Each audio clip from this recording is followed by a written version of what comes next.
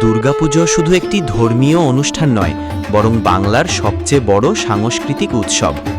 2025 সালে মহালয়া পড়ছে 22শে সেপ্টেম্বর, ষষ্ঠী শুরু হবে 28শে সেপ্টেম্বর, সপ্তমী হবে 29শে সেপ্টেম্বর, অষ্টমী হবে 30শে সেপ্টেম্বর, নবমী পালিত হবে 1 অক্টোবর, আর বিজয়া দশমী হবে 2রা অক্টোবর।